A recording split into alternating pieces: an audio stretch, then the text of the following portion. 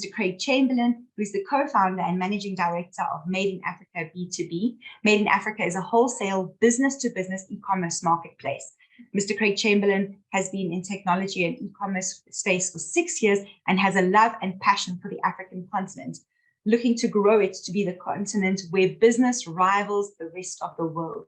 He has also experience for many years as a sales executive and has a BCom accounting science and accounting finance degree from the University of South Africa, as well as a high certificate in business principles and practices, business commerce, general high certificate from the Varsity College here in South Africa.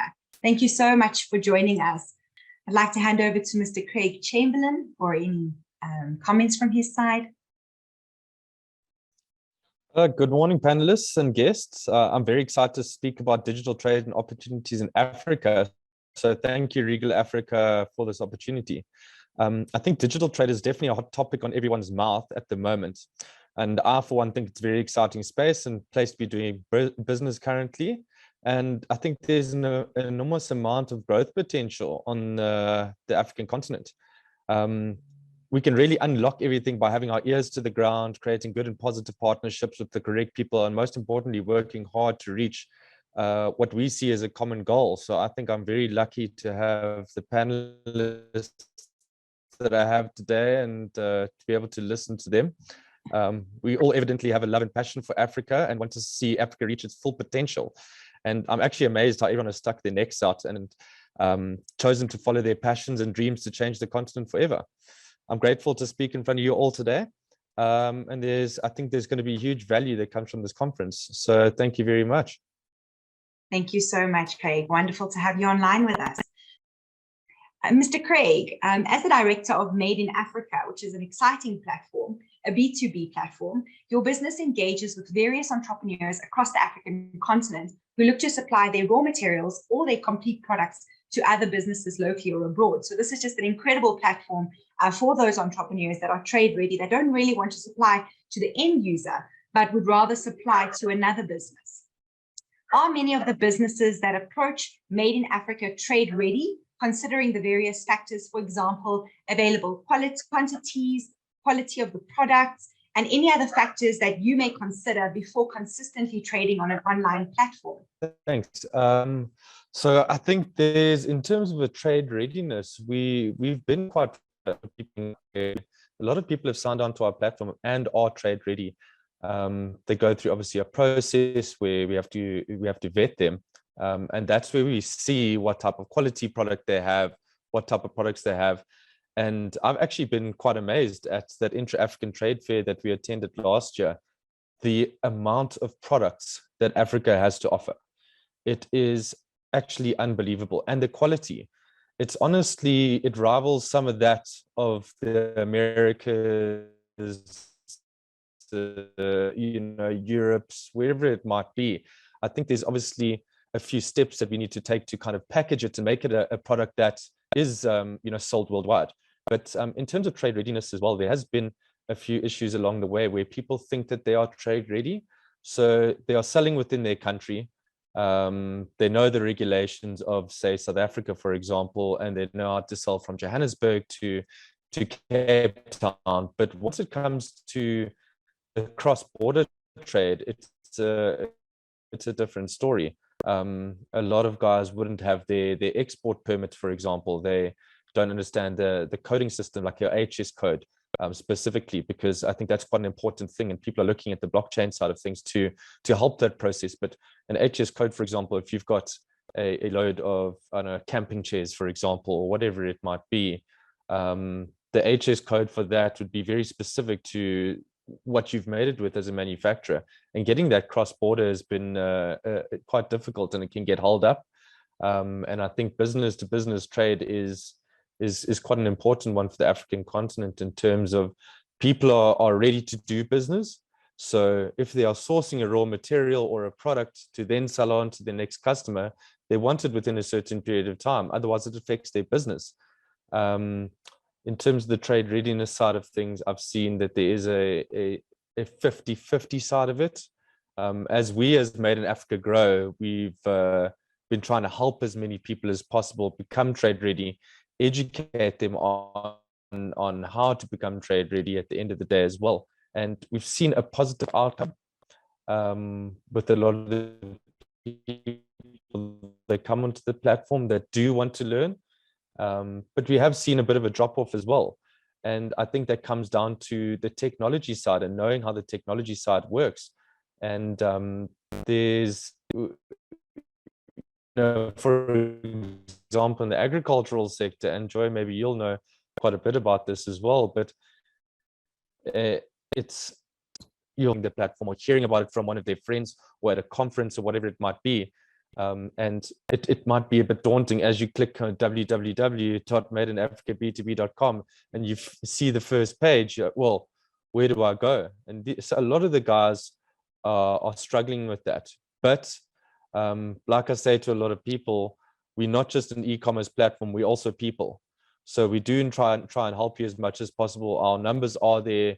People can give us a call. We'll sit them through the process of going through the platform itself, and try and help them as much as possible so that we gain the confidence in them to do what we need to do in the trade side. Thank you so much, Craig. That's wonderful. And as I mentioned with myself, I've used online platforms personally in my younger years, if I can say. And also not having that ability to speak to someone can be really frustrating, especially when there's a million drop-down boxes, there's various navigating the website to various areas to fill in various information. So it's wonderful that you, as B2B in terms of Made in Africa, have acknowledged that and are assisting in that regard. So that's wonderful. And I think anyone on this platform here that is looking to trade, I mean, that's news to the ears, which is exciting. Thank you very much for that. And thank you for playing such an integral role. Mr. Craig, as mentioned earlier, Made in Africa is a digital trade platform, specifically for B2B, business to business. What are the pros and cons of the platform being B2B? And what does your vetting process look like or entail for the businesses that do join your platforms? Because I know Joy also wants to hear this so she can go share it with her ladies. Yes, awesome. Thanks so much. I think let me get onto the vetting process first before I talk about the pros and cons or the advantages and disadvantages maybe.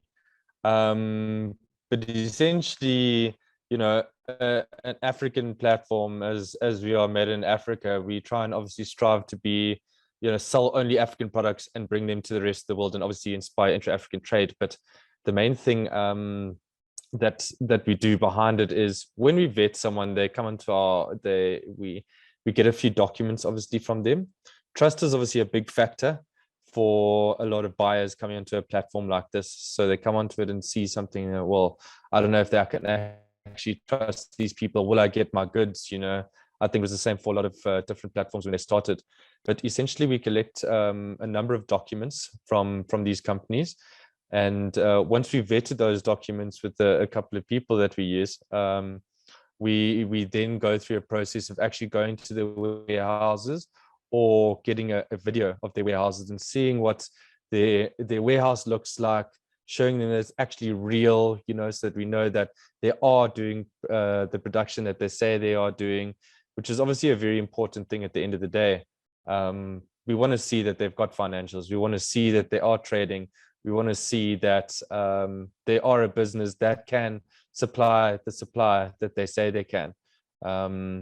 But yeah, I think that's the best way of describing it, what we go through, as well as obviously having a contract in place when you come onto the platform, which is a pretty standard contract that they have to sign. But other than that, it's been a good process so far. We've gained trust in the market so far. The business is still growing. It's ever growing. Software is never finished. But coming to the pros and cons, I think obviously there is very obvious ones that we've got here. So obviously you can find new partners very easily.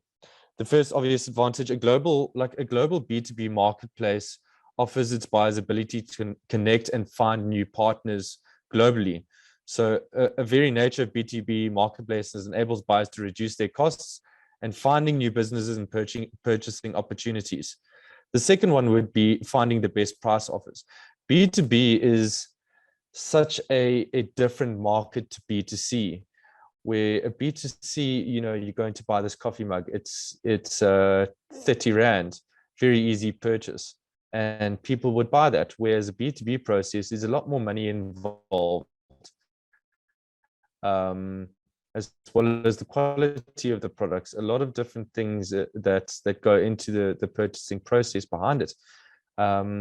So a person might come to the site 5 or 6 times, in that it hasn't just been once, it's been a few times that the people come to the site itself. So you're finding exact product matches as well, which is quite an important one. People are looking for certain things, and going onto a platform, you can click into that product, you can find, okay, this suits my needs. I can then directly talk to the company itself through our platform, through a chat option that we have there, find out the relevant information, because people do want to know the relevant information. They want to know that this person is also real. B2B, I've seen, still does, traditionally work, not just on a digital platform, but speaking to one another. People want to know that, okay, I'm getting this product from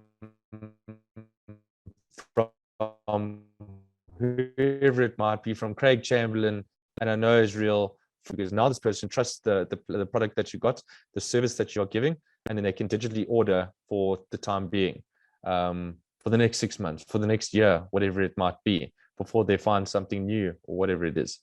The next one would be select their advantageous payment methods. So there's so many different payment methods. And obviously through the platform itself, we do it securely. We make sure that people know that their money is coming to the right place and getting distributed properly, and it's not getting stolen. I think that's also an African thing for a lot of Europeans that we've spoken to, the British High Commissions, Trade Commissioners of Australia. People have asked those type of questions.